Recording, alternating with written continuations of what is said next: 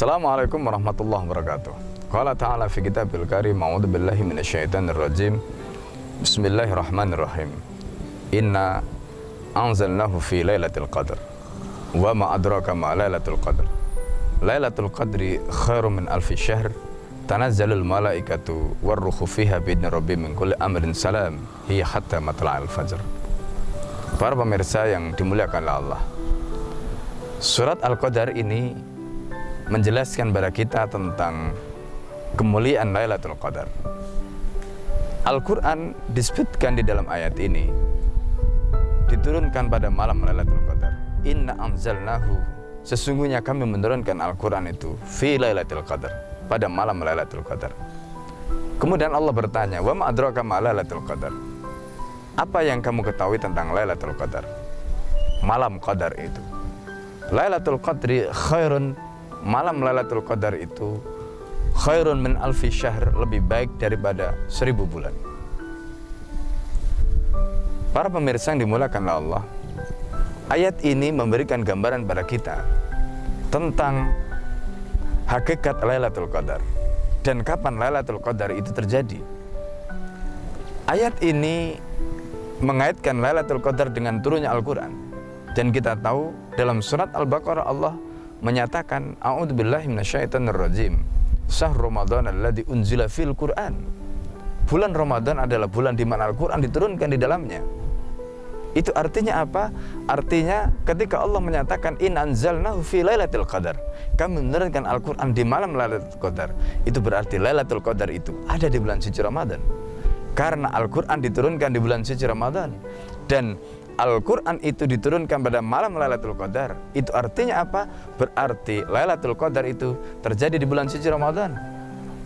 Maka tidak akan mungkin seseorang mendapatkan Lailatul Qadar kecuali di bulan suci Ramadan.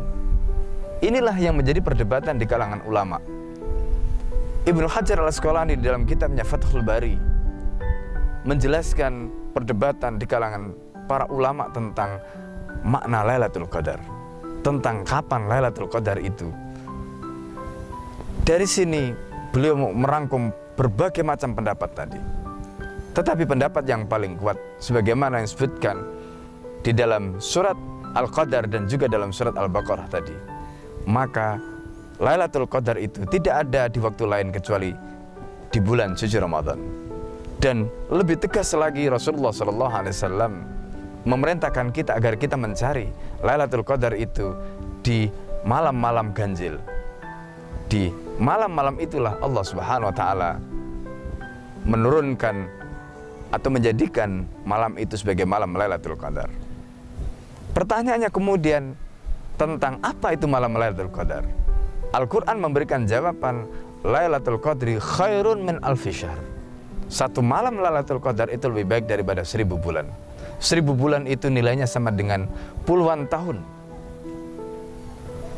Karena itu seseorang ketika dia mendapatkan satu malam saja pada malam Lailatul Qadar itu, nilai amal perbuatan dia dilipat gandakan Allah. Dia mendapatkan keberkahan sehingga sama dengan puluhan tahun dia beribadah kepada Allah Subhanahu wa taala. Itulah yang dimaksud Lailatul Qadri khairum min alfi syahr.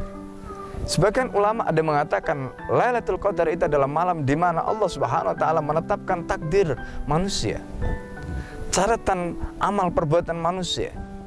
Kalau kita ingin mengukir bagaimana kemudian masa depan kita, menulis bagaimana masa depan kita, di malam Lailatul Qadar itulah Allah Subhanahu wa taala menetapkannya. Itu menurut sebagian para ulama. Karena Al-Qadar di situ adalah malam penentuan, malam keputusan. Para pemirsa yang dimuliakan Allah, itulah makna malam Lailatul Qadar.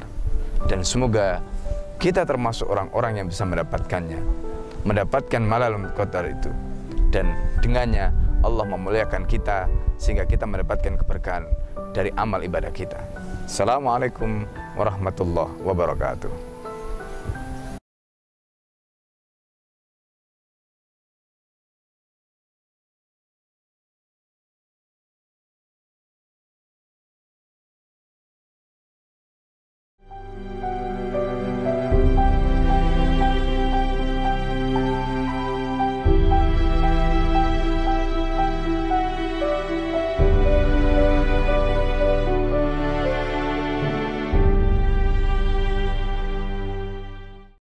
Assalamualaikum warahmatullahi wabarakatuh.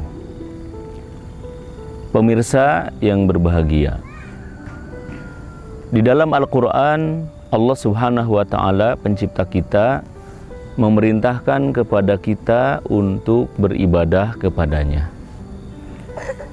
Di dalam surat Al-Baqarah ayat 21, Allah berfirman, A'udzubillahi minasyaitonir rajim.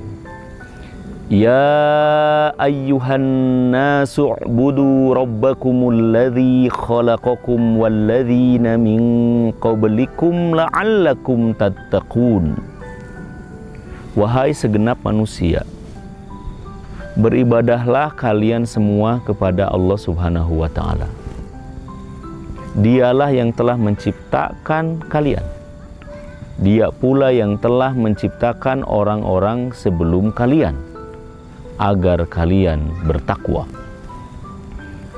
Jelas sekali bahwa kita semua diminta oleh Allah untuk menyembahnya, karena kita adalah hamba Allah. Kita diciptakan oleh Allah Subhanahu wa Ta'ala. Kita makhluk Allah dan kita butuh kepada Allah Rabbul Alamin. Karenanya kita diminta untuk ibadah menyembah kepadanya. Para pemirsa yang berbahagia, para ulama mendefinisikan ibadah dalam makna yang luar biasa. Mereka mengatakan bahwa ibadah itu adalah ta'atullah wa khudu'un lahu waltizamu ma syara'ahu minad din. Ibadah dalam arti luas itu adalah ta'atullah, ibadah kepada Allah. Wa khudu'un lahu, tunduk kepadanya. Waltizamu ma syara'ahu minad din, dan terikat kuat dengan syariat yang telah disyariatkan oleh Allah Subhanahu wa Ta'ala.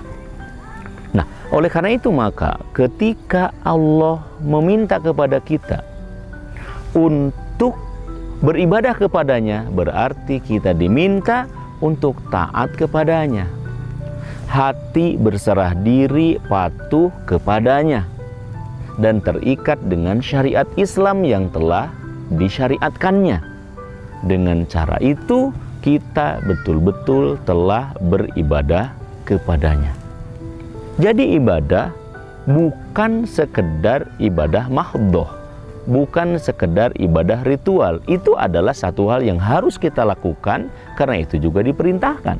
Tapi kita juga harus beribadah dalam seluruh aspek kehidupan, sehingga ketika di jalan kita terikat dengan Islam, di kantor terikat dengan Islam, di pasar terikat dengan Islam, di pengadilan terikat dengan Islam, dimanapun kita terikat dengan Islam, baik dalam makanan, minuman, berpakaian, muamalah, dan sebagainya. Ketika itu kita lakukan, berarti kita telah beribadah di mana saja. Kita telah tunduk, patuh, taat kepada Allah, terikat dengan syariatnya di mana saja. Dan kita diminta untuk beribadah, menyembah kepada Allah Subhanahu wa Ta'ala itu sepanjang hayat. Karenanya Allah pun berfirman kepada kita, wa'bud rabbaka hatta ya'tiyakal yaqin. Beribadahlah kamu kepada Allah hingga datang al-yaqin, yakni al-maut kepada kamu. Kita harus terus-menerus ibadah, taat, tunduk, patuh, dan terikat dengan syariatnya hingga kematian menjelang. Artinya apa? Artinya selama kita hidup tidak ada pilihan lain kecuali taat kepada Allah. Jadi hidup itu tidak bebas, tidak liberal, tetapi hidup itu adalah terikat dengan aturan-aturan Allah Subhanahu wa Ta'ala. Hanya dengan cara seperti inilah kita bisa meraih derajat ketakwaan. Karenanya di ujung surat Al-Baqarah ayat 21 tadi Allah berfirman, la'allakum tattaqun, supaya kalian semua bertakwa. Dan ketika kita melakukan ibadah, taat kepada Allah Rabbul Alamin dengan taat total, kemudian kita akan bisa meraih ketakwaan. Padahal inna akramakum indallahi atqakum, orang yang paling mulia di sisi Allah adalah orang yang paling takwa, maka insya Allah dengan melakukan ketaatan total, kita semua akan menjadi orang yang paling takwa di sisi Allah Subhanahu wa Ta'ala. Apabila ini telah kita lakukan, kebahagiaan akan menyapa kita. Wassalamualaikum warahmatullahi wabarakatuh.